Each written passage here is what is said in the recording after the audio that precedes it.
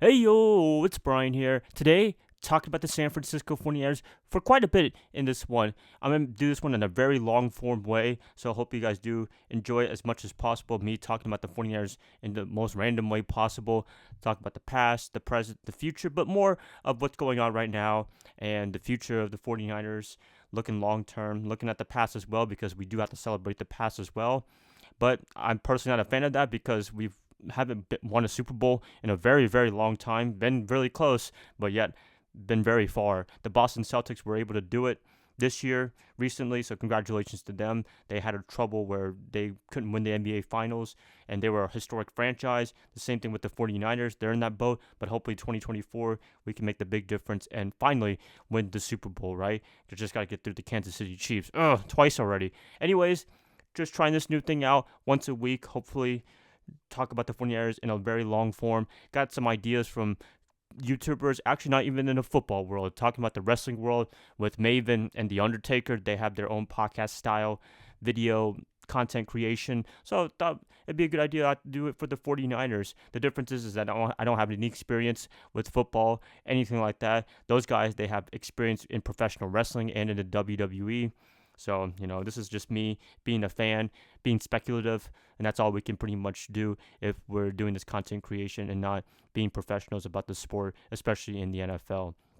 So I hope you guys do enjoy this. I love to hear what you guys have to say in terms of feedback. If you like it, great. If you hate it so much, please let me know as well. Then, I can take it away for the rest of the time during the off season, seeing if you guys want me to keep doing this or not, and then maybe having a video out once or twice a week, just short form. But once a week, I hope you guys do enjoy it as much as possible.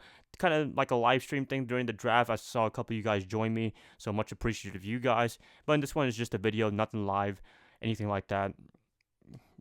Let's just see where this takes us to. So this is, I guess, episode 1, right? Maybe I could have 500 episodes and we could do a big celebration then. Anyways, the 49ers, let's talk about them right now in the present day.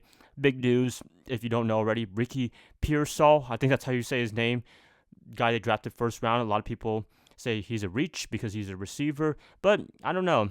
Is he a reach?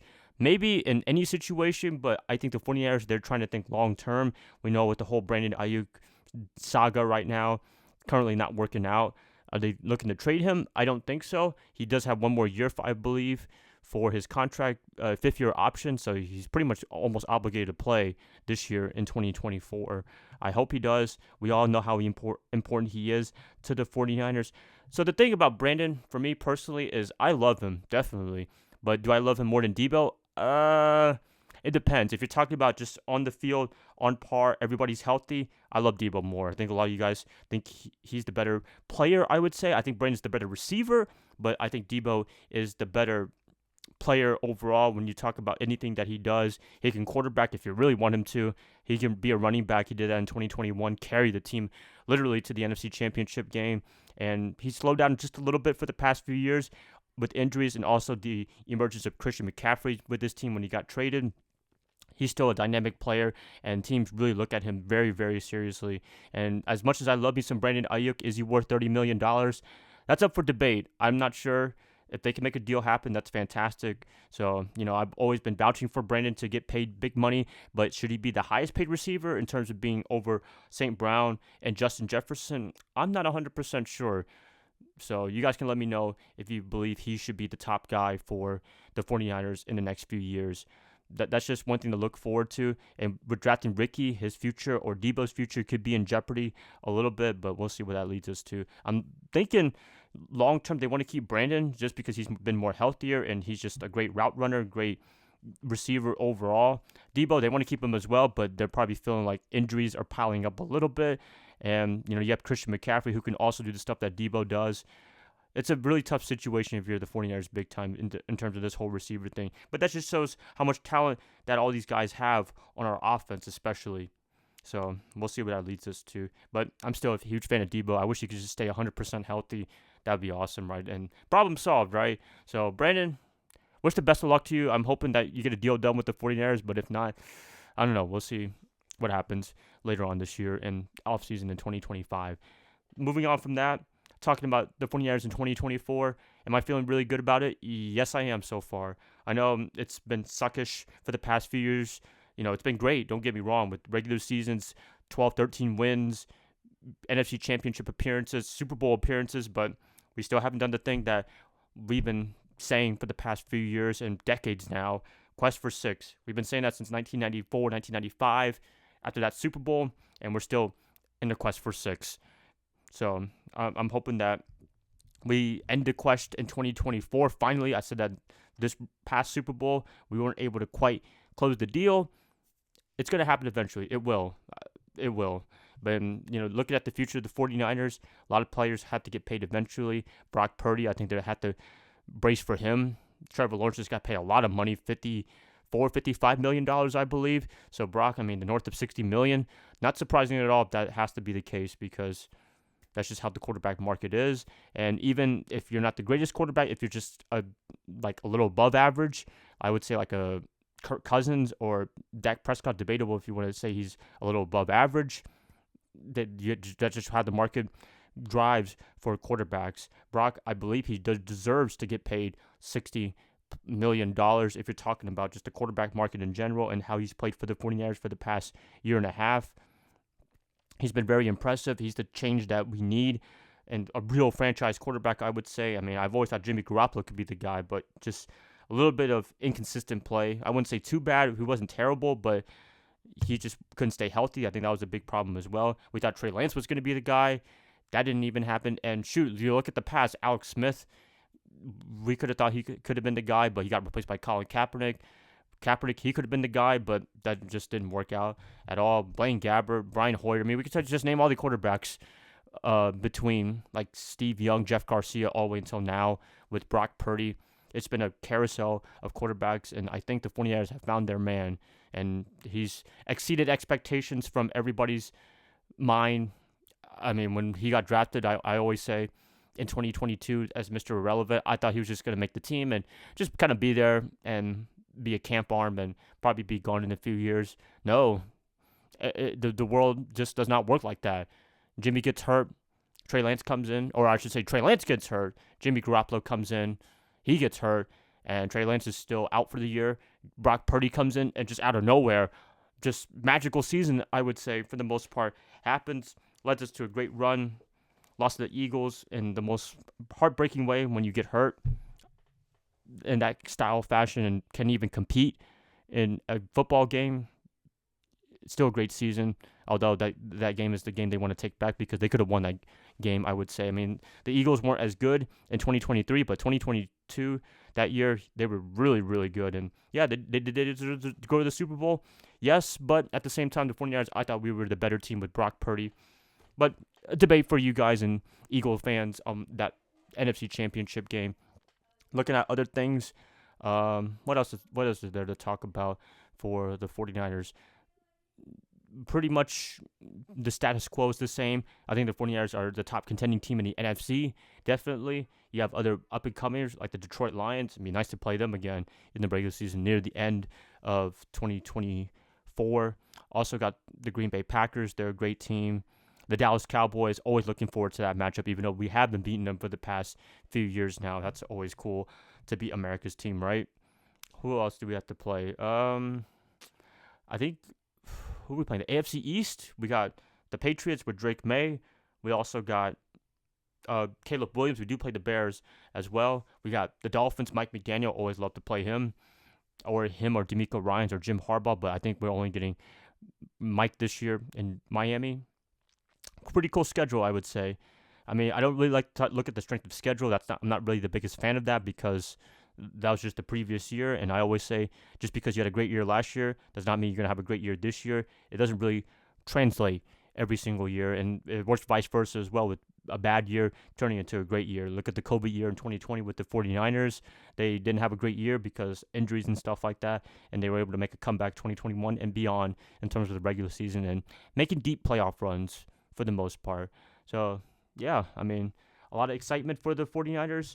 I'd say I'm always excited every year for them, no matter what. Even if I know they're going to be great, like the past few years, awesome. But, there was a time before the Kyle Shanahan era where it was pretty dark. I would say. After Jim Harbaugh, got fired essentially, you got the other two coaches, you know who I'm talking about. It was really rough, and then Kyle for the first year or two, it was pretty rough as well when you have to build your regime. And look what they've done for the past few years. Pretty much mostly successful, not 100% successful. You guys know what I mean. But I think we'll get there eventually, as long as Kyle Shanahan is not a choker, right? In terms of play calling and decision making in the football game, right? So, yeah, 49ers, come on, we got this. 49er faithful, you're always rooting for them. You guys are very passionate about this team. I'm very passionate of this team as much as possible. I mean, what can go wrong, right? Some other things going on. Let's see.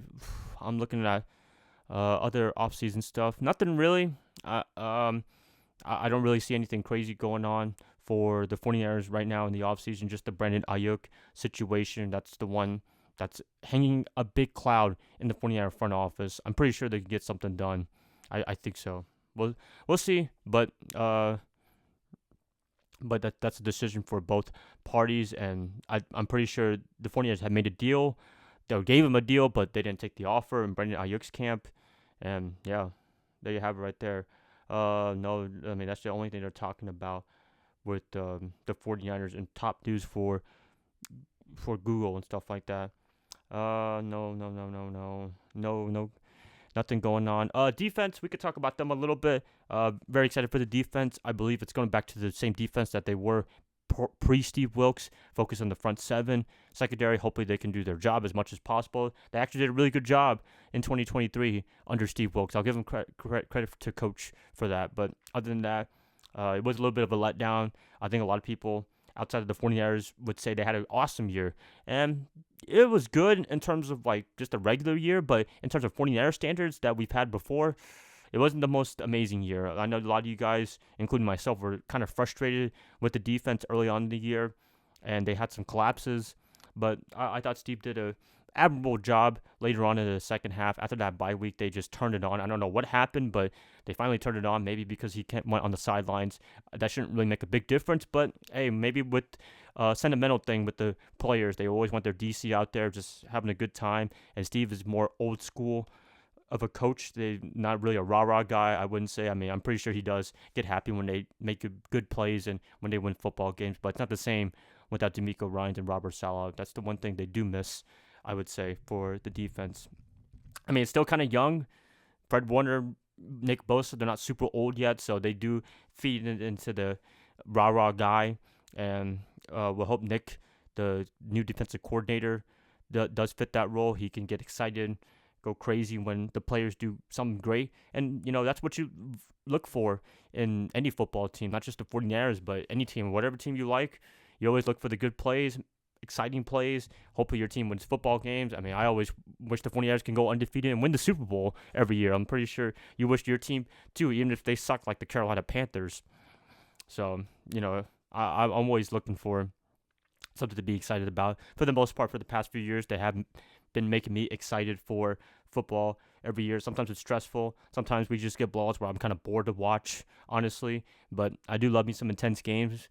The playoff games, definitely the Packers and Lions, those were super intense games. The Lions one was making everybody sweat, including myself. I thought the game was over. I'm not going to lie. 17-0. I thought they would make an almost comeback, but they wouldn't finish the deal. But for some reason, they finished the deal, and it worked out. Momentum, good luck. I mean, there has to be a little bit of luck in anything in life.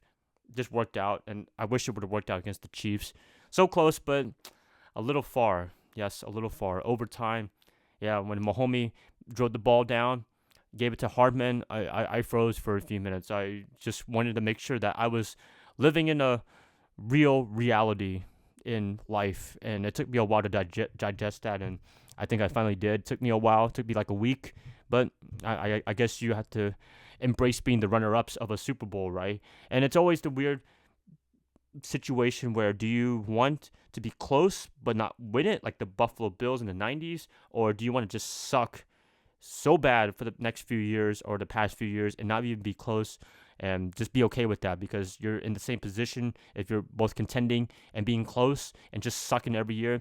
But, I mean, to be honest, I look back and forth. I kind of do get both reasons because at the end of the day, you're not winning the Super Bowl, but I do like contending. It's always fun, and that's what every team wants to do. That's what the coaches, the players fight for every year, and just doesn't work out. That's all I got to say. But I'm always proud of what the 49ers been able to do for the past few years. These guys are resilient. They work hard. I'm pretty sure every team works hard as much as possible, but they work their asses off, I would say. I'm loving it, and it shows on the field what they do. I mean, there's a lot of behind-the-scenes stuff that we don't know, including myself. I'm not an insider for the 49ers or any football team, but working out, OTAs, mini camp, training camp, all that cool stuff they do behind the scenes, and they do a good job on the field. I forgot who said it. I think it was Jared Goff. He said that. No. Who was it? It was either Jared Goff or Junior Seau. I forgot the quote exactly. Maybe Rodney Harrison was talking about Junior. He was like, you get paid on the weekdays and you work for free on Sunday. And I mean, that's a pretty good quote right there. All things leads to the game day, and that should be the most fun part of the day or fun day of the week for any football players, to be able to play on Sunday or whatever game it's on, either a Monday or Thursday, and just play football. So, yeah, I mean, loosen up a little bit here, you guys. I hope you guys have been enjoying this as much as possible.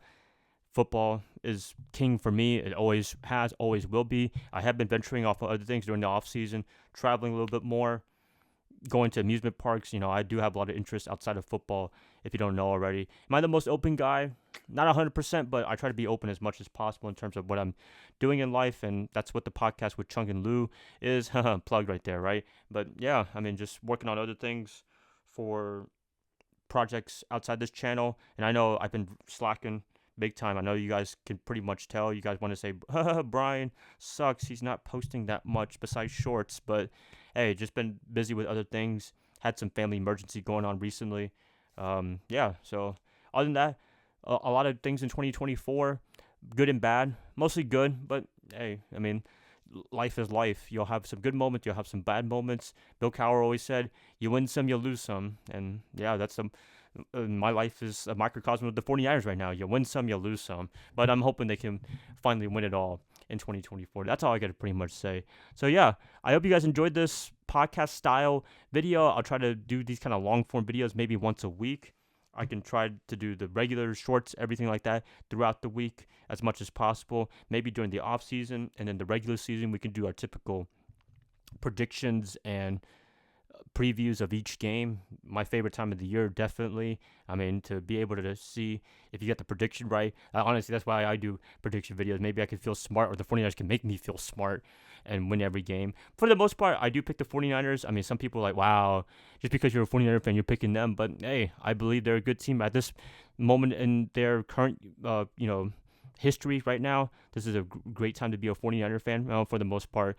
And I believe they can win every game with the roster that they have right now, unless it's a team that's really beat up, like in 2020, or the team just blows up and gets a new roster. I mean, I'm picking this team almost every time, except maybe the Chiefs, because it's frustrating to play them, right? And we do have to play them week 7. Any Chiefs fans, you want to bet with me? Well, not on the internet, but in real life, let me know. Let me know definitely, because it's fun, right? So yeah, anyways, I might sign off right here, you guys. I hope you guys enjoyed this video or podcast, whatever you want to call it, and I can maybe break some parts up during the week to let you guys watch snippets of it, because not everybody has time to watch 20 plus minutes of just whole 49er fan ranting, talking positively about the team.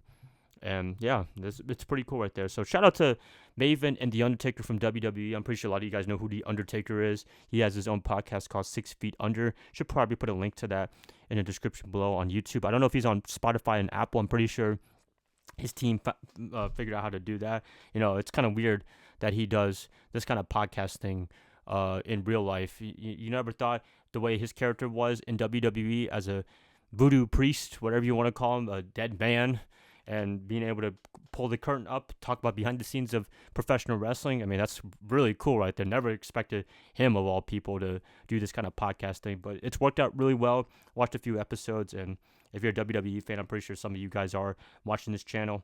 it's a really good channel to see what's going on in his career and also just behind the scenes of WWE and professional wrestling in general. Maven, another great guy. I mean, he was just a role player, I would say, in the WWE.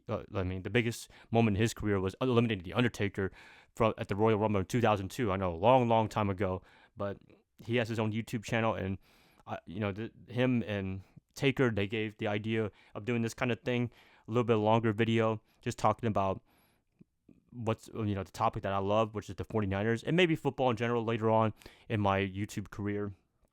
We'll love to do that as well, because as much as I love the 49ers, I do like to talk about the other teams, maybe the Panthers a little bit, even though they do suck badly. They're probably the worst team in the NFL right now.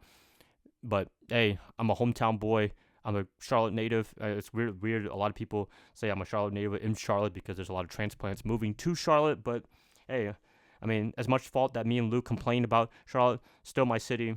Enjoy it every time.